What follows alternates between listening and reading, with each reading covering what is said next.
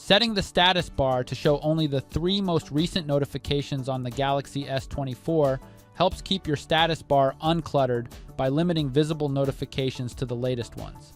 It's easy to set, and here's how. First, tap on the home button to return to your home screen. From the home screen, swipe down from the top, then tap on the settings icon. In settings, scroll down and select notifications. Next, find and tap on advanced settings. Under status bar, tap on show notification icons.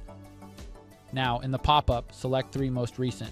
When you're done, tap on the home button to go back to the home screen. With this setting, only your 3 latest notifications will appear in the status bar, helping keep it clean and uncluttered. If you prefer, you can always change this setting to show all notifications. And that's it. Thank you for watching.